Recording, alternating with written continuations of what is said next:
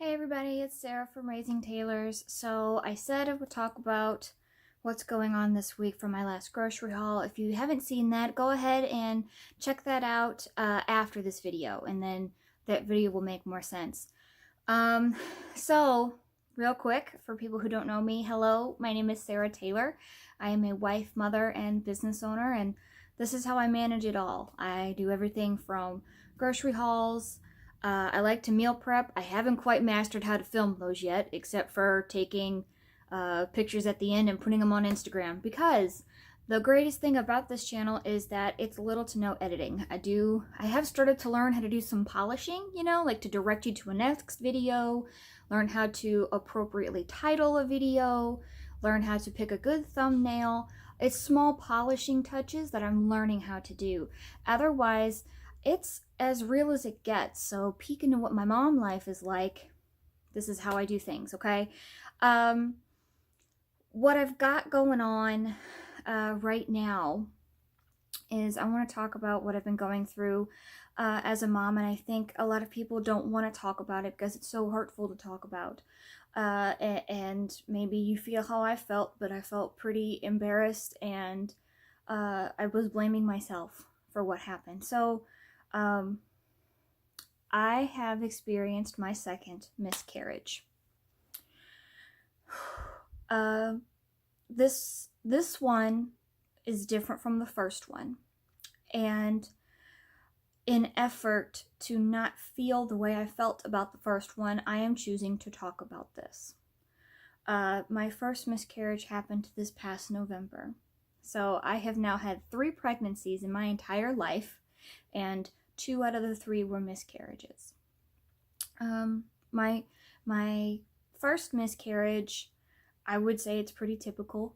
I tested positive on a pregnancy test at like 4.5, going on 5 weeks, and then the following week I started having spotting and cramping, and I went into my doctor immediately.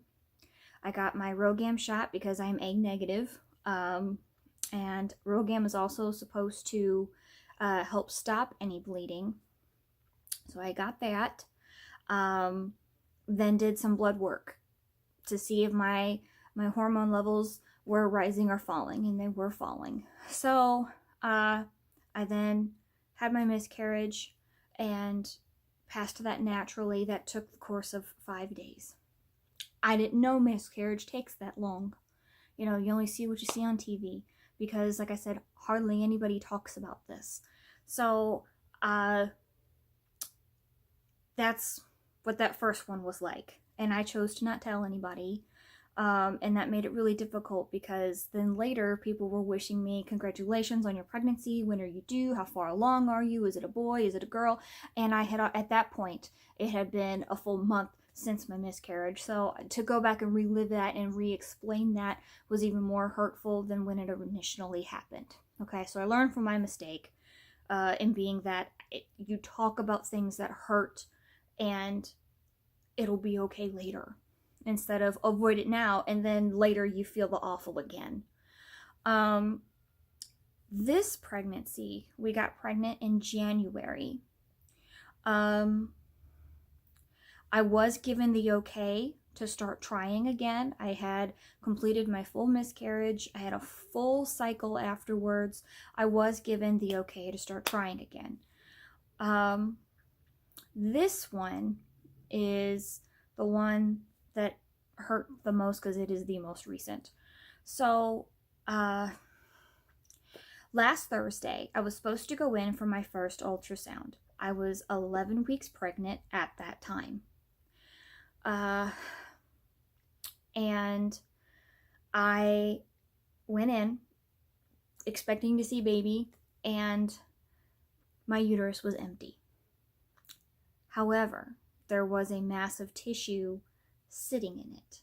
My uterus was still inflated as if there were a pregnancy going on. I was still experiencing full-blown pregnancy symptoms. I had no spotting. I had no cramp. I had like back pain, but I thought there were muscle spasms because they were up the top of my back, not my lower back. I had no indication that I was miscarrying at all. It was completely different from my first miscarriage. My uterus wasn't even shaped right, the way the tech described it. She's like, it looks like you're miscarrying, but it hasn't finished miscarrying. So in other words, my uterus didn't know that I had miscarried yet, so it carried on as if I was still pregnant.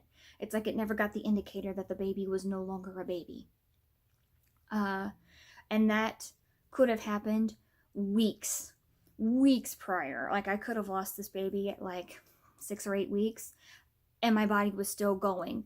My uterus was still growing. My breasts were still getting bigger. I had severe nausea, severe. And looking back at my past videos, I always talk about how exhausted I was, or how tired I was, and how thirsty I was. Like, I'm like, these must be some normal pregnancy symptoms. Well, my belly started like popping out. I'm like, okay, maybe it's because it's my second pregnancy that I'm going to start showing faster. My uterus was growing abnormally, so it was growing at a faster rate than it should have. I was popping out so much that I thought maybe I'm carrying more than one baby. That was not the case. So at that point, what we had talked about is that this could be one of two things.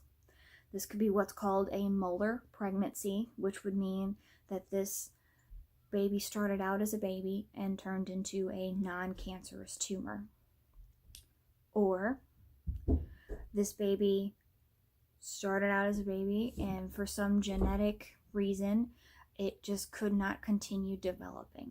And what we saw could have been a blood clot that the ultrasound camera couldn't see past. You know, maybe like the sac was on the other side of it. We couldn't tell. So at that point, I still had no signs of miscarrying. I mean, I had no signs of spotting whatsoever. So it is now, it's still Thursday, and the nurse practitioner, because my doctor was in surgery, nurse practitioner looked at it and was like, I'm going to get a second opinion on this just to be sure she knows what she's talking about, which I appreciate. Oh my God, please give me all the info, okay? That would scare some people. I appreciate that. The tech was like, this doesn't look right. I got to show this to some. Like, it just, for me, being 11 weeks, we should have been clear to see a baby. Even if you miscarry, the size of an 11-week miscarriage should be there. And it wasn't. It was like, imagine getting a sunflower seed, and it feels like there's something in there. It looks like the right size. You go to open it and it's empty. That's what this was like. So,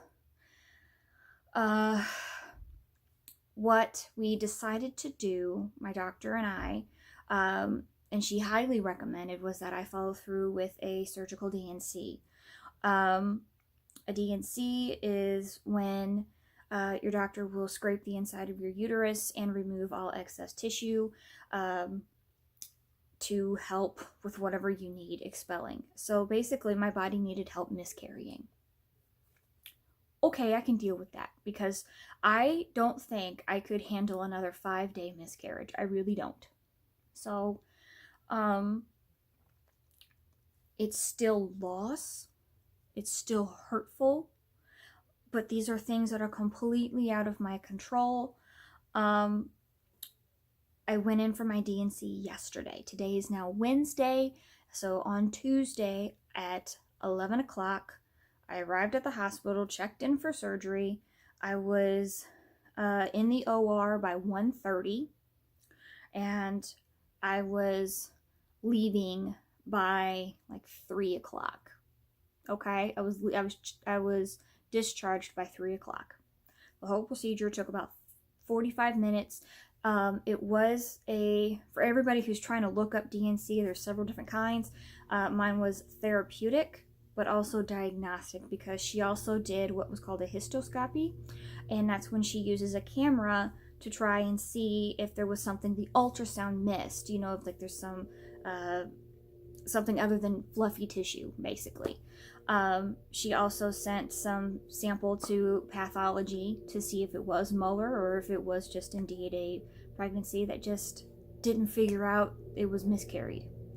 So the reason she wanted me to do the D&C rather than just pass it naturally is she was very concerned about my ability to pass it at all. I mean, being 11 weeks, and by the time I went in yesterday, I would have been 12 weeks, you know? And so a 3-month pregnancy, my body still hasn't gotten rid of it yet. No signs of getting rid of it or wanting to. And she was worried about the amount of blood loss I could lose if and when it did pass. So she just was like, this is the safest thing for you, and we'll get you through this. I gotta tell you, if it weren't for the support of my family and my friends and the nursing staff, like everybody, I don't know if I could have handled this. I mean, I'm not the only person in the world to go through miscarriage, but 2 of them back to back. It hurts. It's loss. It's exhausting. And as a mom, all you want to do is hold your children, and obviously I can't. You know, like they're so small. They're weeks small, but it hurts to lose. So I just want to fix it. As a mother, I just want to fix it. And it's so hard to accept that you can't fix everything. So my experience with my surgical D&C and my recovery, I was very sore when I came home. I was able to walk around. I thankfully wasn't nauseated after coming off anesthesia. I was asleep for the whole thing. I'm here to tell you I was so grateful because I could not handle hearing what was going on. I was not in a space for it. And like I said, these nurses, my doctor, were so supportive. They were so kind, and they made me feel so safe. Because I mean, full disclosure here, you're exposing yourself to kind of a lot of emotion and literally physically exposing yourself because you're going to OR. Okay, kind of comes with it. So, it was amazing that they made me feel safe, and I for the first time, I felt okay putting my trust and my faith in someone else. That wasn't my husband. And that's a big deal for me. So, my recovery time. I was given a small, to my request, because I was like, don't give me a heavy narcotic. I'm afraid they'll make me sick. I've only had to take it once. I am able to pick up my son. Today is the next day. I have no pain. Sometimes it's a little uncomfortable to sit down, like on the floor, but last night hurt. I needed help getting up and down. What really hurt was just where she worked on. With a D&C, there's no stitches, there's no cuts, there's nothing like that. So I'm quite happy that it's a speedy recovery like I was told. So if you're going through this, know that like you'll be okay the next day, physically.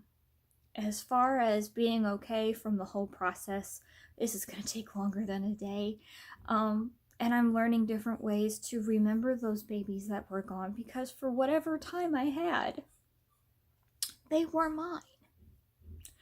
And it's a privilege because they were only mine. So I am choosing to talk about these things, and I encourage other women who are going through this to share these stories so that we know that it's okay to know that loss has happened, and that you're still a mom no matter what. You are. I know. I've spoken to people who are like, I'm not a mom, even though I've had 2 pregnancies, and I'm like, well, no, you were a mom some point. You had life beyond your own at some point. They just weren't here as long as we wanted them to be. So, I don't want to be embarrassed about this. It's a crazy thing to say that I'm embarrassed about it, but I was.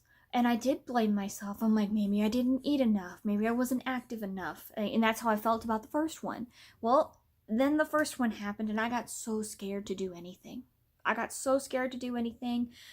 So like these last 11 weeks, I was like, I just gonna take it easy. I'm just trying to focus on not puking right now, you know, and I'm not saying that me doing nothing caused it either. These were all things that are completely out of my hands. It is 100% just, it wasn't the right time. It wasn't the right time, and you get my point. I am going to continue trying to have another baby, but I'm going to give my body plenty of time to heal from this. Until I'm told I can't try, we're going to try. And that was what was so nice, is to know that I was worried I can't have any children. I'm like, oh, second one in a row, that must be a sign. That's not the case. I have reached out to other people and found that they're like, I had 3 children, I had 2 miscarriages, and then I had 1 more after. So I'm here to tell you it's not the end, and listen to your doctors, listen to your heart, lean on your loved ones, and don't stop praying. Doesn't matter who you pray to or how you pray, don't stop. Because prayer is the most rarest part of yourself that you're giving. It is the most precious truth you can give. And that is so healing. It really is. So, that's what's been going on with me. I would also like to say, and I'm going to double check my statistic. If it's wrong, I'll put it in the description. But I think every 1 in 4 will miscarry. And I think every 1 in 6 struggle with infertility. So this is absolutely normal. I mean, how mine happened isn't normal, like my second one. But miscarriage in itself, it's common. It's not because you've done something wrong. So don't feel ashamed, don't feel embarrassed, and don't blame yourself, because it doesn't get you anywhere. It just causes you to hurt more. So I'm going to go ahead, wrap this up here, and I'm going to go do something with my son, and I'm going to go learn something about my business and write and write and write, because I am starting a blog, because I feel therapy through writing, and that's what I'm going to do. And I'm okay with that. So thank you so much for joining and sticking around for what's going on in my life. And how am I trying to say this? Next week, we should be back to normal with my regular grocery haul on Wednesday. We should be getting back to normal. So I will see you guys next week. Be sure to hit the thumbs up. If this was something that was helpful to you, leave me a comment if you've experienced miscarriage, or if you're just letting me know you're here, you hear me. And be sure to subscribe if you like how I do things. I do have an Instagram account. It's at Raising Taylor's Moments. I tend to just do quick stuff there that would take too long to edit. So I'll catch y'all later. Bye for now.